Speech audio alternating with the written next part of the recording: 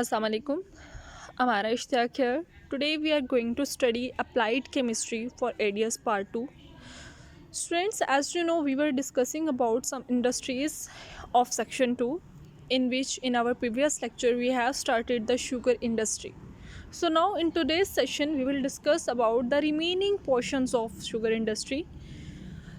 पिछले लेक्चर में जो आपने शुगर इंडस्ट्री के कुछ स्टेप्स स्टडी किए थे उसमें आपने देखा था कि शुगर इंडस्ट्री में कौन कौन से केमिकल्स इस्तेमाल होंगे, रॉ मटेरियल्स कौन से इस्तेमाल होंगे, कौन कौन से सोर्सेज हैं जहाँ से हम शुगर को बनाने के लिए अपना रॉ मटेरियल ऑब्टेन करते हैं। फिर हमने जो एक अपना सोर्स यूज़ किया था शुगर केन, आपको याद होगा, आपने प्रीवियस लेक्चर अच्छे से अंडरस्टैंड कर लिए कि हम गन्ने के जूस से शुगर बनाने के प्रोसेस को डिस्कस कर रहे थे।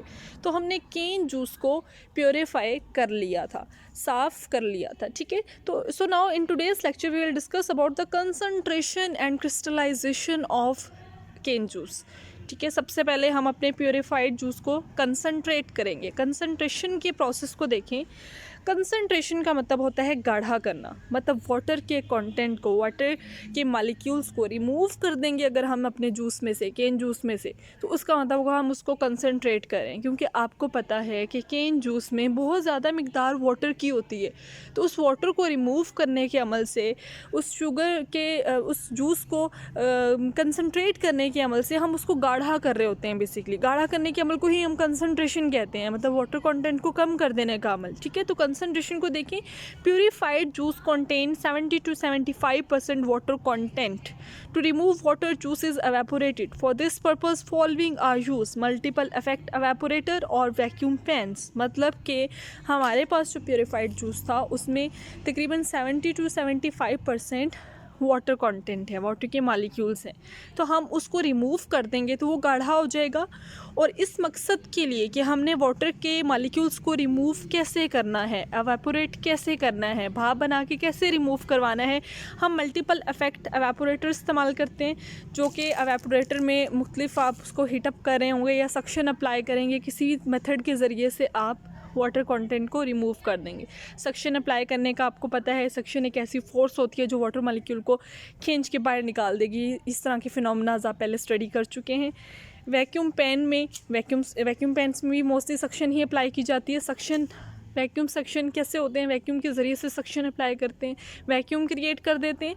वैक्यूम क्रिएटर से सक्शन की फ़ोर्स क्रिएट हो जाती है, जिससे सारे वाटर के मॉलिक्यूल्स जो हैं वो खींच के बाहर रिमूव हो जाएंगे। तो सिंपली आपने इन दो प्रोसेसेस से, मल्टीपल इफेक्ट एवेपोरेटर से या फिर वैक्यूम पैन के ज़रिए से, केन जूस में से वाटर कंटेंट को रिमूव करके केन जूस को गाढ़ा कर देना है। Next step is crystallisation. Crystallisation में हम इस कंसनट्रेटेड जूस को क्रिस्टलाइज करेंगे, क्रिस्टल्स की फॉर्म में ले आएंगे, मतलब एक सॉलिड पीसीस बना लेंगे, वेल फॉर्म्ड क्रिस्टल्स बना लेंगे उनके। The concentrated sugar massecuite is further crystallize, ठीक है। जो कंसनट्रेटेड शुगर आपने अभी कंसनट्रेट किया है, उस गाढ़ी कर ली है शुगर को, उसमें से सारा वाटर रिमूव कर दिया है। अब आपके पास सारे के सारी वो तकरीबन सक्रोज ही है, शुगर ही है, क्योंकि वाटर तो आपने रिमूव कर दिया केन जूस में से। अब इसको क्रिस्टल्स की फॉर्म में लेके जाना है आप। तो सिंपली दो तरह से आप ये काम कर सकते हैं, या तो क्रिस्टलाइज़र के अंदर ऐड करेंगे, ठीक है, उस गाढ़े जूस को, जो कि जूस तो नहीं रहा होगा, वाटर तो मैक्सिमम रिमूव हो चुका हुआ है, तो वो बहुत गाढ़ा सा एक मटेरियल बन चुका होगा, उसको क्रिस्टलाइज़र की मदद से आप क्रिस्टल्स में कन्वर्ट कर लेंगे। या फिर सेंट्रीफ्यूगेशन के ज़रिए से आप उसको क्रिस्टल्स की फॉर्म में लेके जाएंगे। सेंट्रीफ्यूगेशन क्या होता है, ये बेसिकली एक ऐसा प्रोसेस है जिसमें ग्रेविटी को यूज़ करते हुए हम जो हैवी पार्टिकल्स हैं उनको एक साइड पे कर लेंगे, और वही हैवी पार्टिकल जो कि जिनकी डेंसिटी ज़्यादा हो जाएगी, जो एक दूसरे के साथ जुड़ जाएंगे क्रिस्टल्स बनाने के लिए, ठीक है, वही हमारे क्रिस्टल्स की फॉर्म देंगे, उसको हम सेपरेट कर लेंगे। और इसके अलावा भी जो लिक्विड पोर्शन होगा जितना भी उसके अंदर, वो सेपरेट हो जाएगा। तो सेंट्रीफ्यूगेशन भी एक प्रोसेस है जिसके ज़रिए से हम हैवी डेंसिटी वाले पार्टिकल्स को इकट्ठा करके क्रिस्टल बना सकते हैं। नेक्स्ट हम देखते हैं रिफाइनिंग प्रोसेस ऑफ शुगर। देखिए, क्रिस्टलाइजेशन तक शुगर के क्रिस्टल्स हमें मिल गए, शुगर अब क्रिस्टल्स की फॉर्म में आ गई है, लेकिन अभी ये रिफाइंड शुगर नहीं है। तो हम पहले क्या करेंगे, शुगर की रिफ़ाइनिंग करेंगे। रिफ़ाइनिंग उसके बाद पैकेजिंग करके हम इस्तेमाल के लिए भेजेंगे इसको। सबसे पहले हम रिफ़ाइनिंग का प्रोसेस रन करेंगे। तो रिफ़ाइनिंग में हम क्या करते हैं, हमारे पास पहला स्टेप है रिफ़ाइनिंग का एफिनेशन, देन मेल्टिंग, उसके बाद clarification process, then decolourisation of और चार फिल्ट्रेशन। ठीक है, मतलब कि फिल्ट्रेशन में चारकोल ऐड करके आप एक्टिवेटेड कार्बन जो होता है वो ऐड करके आप कलर को एब्जॉर्ब करवा देते हैं, जिससे कलर जो है उस शुगर का वो रिमूव हो जाएगा। एंड लास्ट अगेन उसको क्रिस्टलाइज़ करेंगे, क्योंकि देखिए रिफ़ाइनिंग में जो हमारे क्रिस्टल थे उनको हमने मेल्ट कर दिया, उनको डीफॉर्म कर दिया। तो जब हम उसको रिफ़ाइन कर लेंगे उन क्रिस्टल्स को, अगेन वो रिफ़ाइंड हो जाएंगे, तो फिर हम उनको अगेन क्रिस्टल्स की फॉर्म दे देंगे। तो पहला स्टेप हम देखते हैं affination, mixture of raw sugar with high purity syrup called magma. कि सबसे पहले तो आपने जो हमारी रॉ शुगर है, रॉ शुगर हम क्यों कह रहे हैं, क्रिस्टल तो बन चुके थे लेकिन वो भी रिफाइंड नहीं है, तो हम उसको कह रहे हैं कि वो अभी रॉ शुगर है। उसको हम हाई प्योरिटी सिरप, एक हाई प्योरिटी का सिरप लेके उसमें हमने सिर्फ मिक्सिंग करनी है, मिलाना है, एक सोल्यूशन बनाना है। दैट इज़ वाई हम ये सिरप इस्तेमाल करें। बट हाई प्योरिटी सिरप है, ये हमारी शुगर को इम्प्योर नहीं करेगा। या सिंपली आप वाटर ऐड कर सकते हैं, हाई प्योरिटी सिरप के बजाय आप यहाँ पे वाटर भी लिख सकते हैं। आप वाटर में शुगर को, रॉ शुगर को मिक्स करेंगे और इस चीज़ को हम क्या कहेंगे, मैग्मा। उसके बाद हम इसको मेल्ट करेंगे, तो जो रॉ शुगर इस सिरप में मिक्स की थी आपने, उसकी आउटर लेयर मेल्ट हो जाएगी एट 50 डिग्री। जब ये मेल्ट हो जाएगा, आपने एक्चुअली शुगर के क्रिस्टल्स को मेल्ट करने के लिए सिरप के अंदर मिक्स किया था। ठीक है, ये जो आपने सिरप लिया था और इस हाई प्योरिटी सिरप के अंदर मिक्स किया है अपने शुगर को, जो आपने पिछले स्टेप्स में क्रिस्टल बना के ली है, तो उस हाई प्योरिटी सिरप को के अंदर मिक्स करने का यही मतलब था कि उसमें मिक्स करने के बाद उसको मेल्ट किया जाए। देखिए, अगर आप डायरेक्ट क्रिस्टल्स को मेल्ट करते, हो सकता है वो डिकम्पोज हो जाते। ठीक है, तो या तो आप पानी में मिला के उन क्रिस्टल्स को मेल्ट करेंगे, या फिर हाई प्योरिटी सिरप में ऐड करके उनको मेल्ट करेंगे। तो मेल्टेड लेयर जब आपके पास अचीव हो जाएगी, जब वो 50 डिग्री पे मेल्ट हो जाएंगे क्रिस्टल, उसके बाद आपने सेंट्रीफ्यूगेशन के ज़रिए से सिरप को अलहदा कर लेना है, और वो जो मेल्ट हुई हुई शुगर है डेफिनेटली उसकी डेंसिटी ज़्यादा होगी। तो सेंट्रीफ्यूगेशन के ज़रिए से भारी पार्टिकल्स नीचे बैठ जाते हैं, हैवी, और जो लाइटर पार्टिकल्स होते हैं तो वो ऊपर आ जाते हैं। तो हैवी पार्टिकल जो नीचे बैठे हैं उनको आप अलग कर लेंगे, लाइटर पार्टिकल जो ऊपर आ गए हैं सिरप के, उनको आप अलग कर लेंगे। ठीक है, तो सेंट्रीफ्यूगेशन से आपने सिरप को बस डाला ही मेल्टिंग के लिए था। जब मेल्टिंग हो गई है, अब हम सिरप को अलहदा कर देंगे।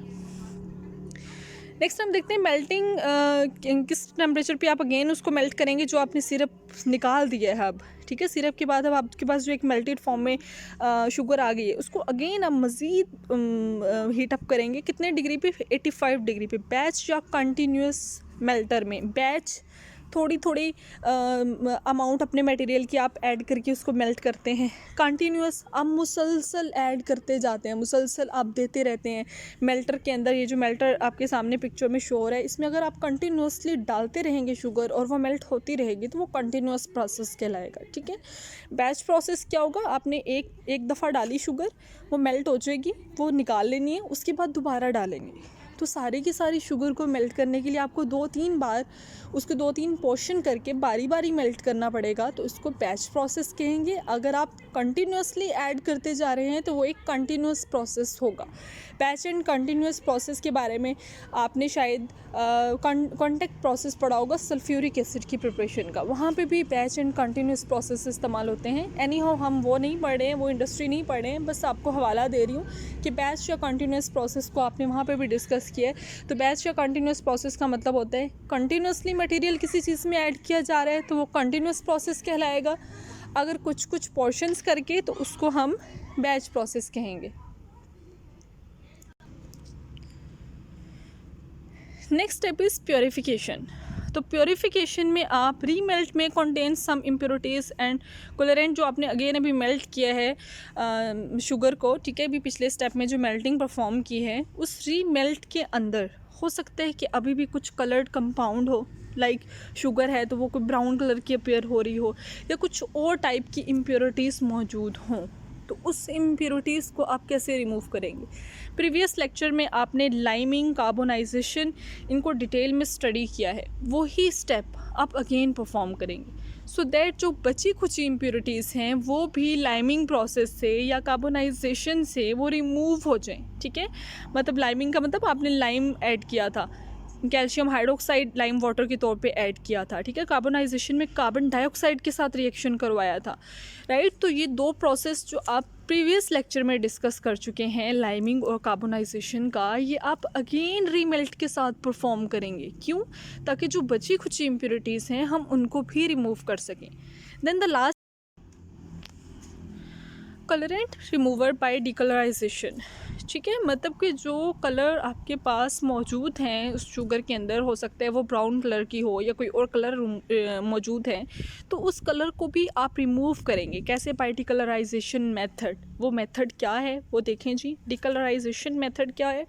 दो तरह के तरीके आप इस्तेमाल करते हैं कलर को रिमूव करने के लिए। डिकलराइजेशन के लिए एक ग्रैनुलर एक्टिवेटेड कार्बन इस्तेमाल करते हैं। ये एक्टिवेटेड कार्बन में ये सलाहियत होती है कि ये कलर एब्जॉर्बेंट होता है। ये डाला जाए तो ये कलर को एब्जॉर्ब कर लेता है। एब्जॉर्ब करने के बाद ये उस शुगर में हल नहीं होगा, बल्कि हम इसको सिंपल फिल्ट्रेशन से अलहदा कर लेंगे। उसी मेल्टेड चीज़ से, उसी मेल्टेड शुगर से, अगर शुगर है फॉर एग्जांपल हमारे पास, वो मेल्टेड फॉर्म में है, उसमें आपने एक्टिवेटेड कार्बन डाला, उसने सारे कलर एब्जॉर्ब कर लिए।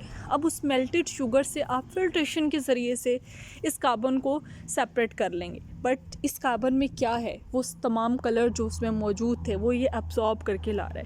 या फिर आयन एक्सचेंज रेजन्स की मदद से भी, ये रेजन्स ऐड करके भी आप कलर्स को रिमूव कर सकते हैं। वो आयन एक्सचेंज करके कलर्स को रिमूव कर देंगे प्रेसिपिटेट्स बना के। But the best method is activated carbon. ठीक है, इसको इस्तेमाल करके आप कलर को रिमूव कर सकते हैं बहुत easily. Next, evaporation and crystallisation. देखें, आपने पहले एक इस लेक्चर के स्टार्ट में देखा कि आपने क्रिस्टलाइजेशन की थी, बट वो जिस शुगर की थी वो रॉ शुगर थी, वो रिफ़ाइन नहीं थी। ठीक है, अब आपने रिफ़ाइनिंग का प्रोसेस परफॉर्म कर लिया है। अब रिफ़ाइनिंग के बाद आपने अगेन वो जो मेल्ट की हुई शुगर है उसको अगेन क्रिस्टलाइज़ कर देना है, अगेन क्रिस्टल्स बना देने हैं। Sugar syrup evaporated up to supersaturation. अच्छा, आपने शुगर सिरप को सबसे पहले तो रिमूव करना है सो दैट सारे का सारा लिक्विड रिमूव हो जाए और बच जाने वाली शुगर को आप क्रिस्टल्स की फॉर्म में ले आएँ। ठीक है, तो सुपर सैचुरेशन तक उसको एवेपोरेट करने का क्या मतलब है, इस टर्म सुपर सैचुरेशन का क्या मतलब है? देखें, एक होती है सैचुरेशन, गाढ़ा कर देना, सारे का सारा लिक्विड रिमूव कर दिया।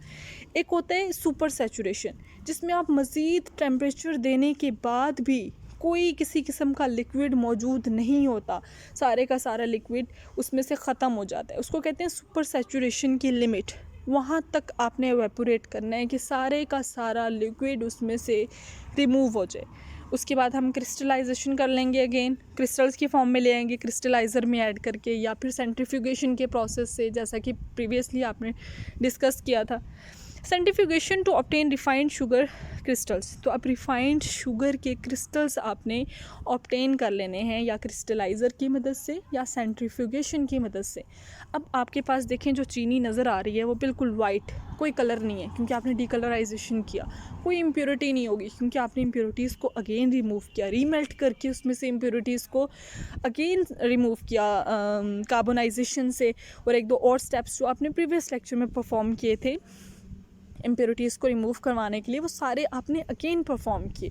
तो अब जो आपके पास शुगर है वो रिफाइंड शुगर है और उसके क्रिस्टल्स बन चुके हैं। नेक्स्ट देखिए, ड्राइंग एंड स्टोरेज। अब जो क्रिस्टल्स बने हैं, हो सकता है उसमें कुछ कंटेंट वाटर का मौजूद हो, इन क्रिस्टल्स में कुछ वाटर के मॉलिक्यूल्स अटैच हों। आप सबसे पहले तो उनको ड्राई करेंगे और उसके बाद उसको स्टोर कर लेंगे। Bucket elevator on conveyor. ठीक है, आप सबसे पहले तो एलिवेट करेंगे, इसको उठाएंगे शुगर को ऊपर, फिर हॉट एयर को पास करवाएंगे उसमें से। ये कन्वेयर जब ऊपर लेके जाएगा, कन्वेयर उसको मुंतकिल करेगा एलिवेट करके बकेट को ऊपर उठा के। ठीक है, तो आप नीचे से हॉट एयर उसके ऊपर से गुजारेंगे सो दैट वो गर्म हवा वाटर के तमाम मॉलिक्यूल्स खींच ले। ठीक है, वो खुश्क हो जाए। सीविंग का मतलब होता है कि जो आपने जब शुगर को ऊपर उठाया है ना, उनके क्रिस्टल्स को आप ऊपर से नीचे गिरा रहे हैं, तो वो सीव्स छोटे छोटे सुराखों की मदद से निकलती हुई बाहर आएगी, और उसके जो सुराख का साइज़, आप जो सीविंग का साइज़ रखते हैं उसी साइज़ के फाइन, मीडियम या पोल्ड ग्रेन्स आपके पास आ जाते हैं। यूरिया मैन्युफैक्चरिंग आपने पढ़ी थी, यूरिया मैन्युफैक्चरिंग में भी सेम ये प्रोसेस होता है। जो मेल्टेड यूरिया होती है ना, उसको भी इसी बकेट में से गुजारा जाता है, सुराखों में से सीविंग की हुई होती है। तो नीचे से हॉट एयर आप पास करवाते हैं, ऊपर की तरफ उठाते हैं, जिससे वो जो छोटे छोटे उसके ग्रेन्स बने हुए होते हैं वो सारे के सारे वहीं पे सॉलिडिफाई हो जाते हैं। ठीक है, तो आपको जो साइज़ चाहिए है अपने क्रिस्टल का, आप उसी साइज़ की सीविंग करके हॉट एयर की मदद से उनको वहीं पे सॉलिडिफाई करके वो छोटे छोटे ग्रेन्स, दानों की फॉर्म में शुगर को ले लेंगे, उसके क्रिस्टल्स ऑब्टेन कर लेंगे। देन स्टोरेज इन गोडाउन्स, उनको स्टोर कर लेंगे cool, dry, moisture and odour free place के ऊपर आप इसको स्टोर करेंगे, ताकि कोई मॉइस्चर ना वहाँ पे आके शुगर को ख़राब कर सके, इस तरह की कोई चीज़ मौजूद ना हो। तो पैकेजिंग आप किस तरह के कंटेनर्स में शुगर को पैक करेंगे। देखिए पैकेजिंग होती नीचे आपको नज़र आ रही है। कंटेनर्स ओपेक होने चाहिए, ट्रांसपेरेंट नहीं होने चाहिए, सो दैट लाइट पास होके आए और वो ख़राब कर सके चीनी को। एयर टाइट होने चाहिए, हवा की मौजूदगी ना हो, सो दैट कोई रिएक्शंस ना हो, परफॉर्म हो और शुगर ख़राब ना हो। मॉइस्चर या ऑडोर प्रूफ हो, उसमें कोई मॉइस्चर, नमी ना आ सके जो चीनी को ख़राब करे। ग्लास कैनिंग जार्स में या फिर कैन, लिक्विड शुगर को कैन्स के अंदर सिंपली आप स्टोर कर सकते हैं। तो that's all about today's lecture.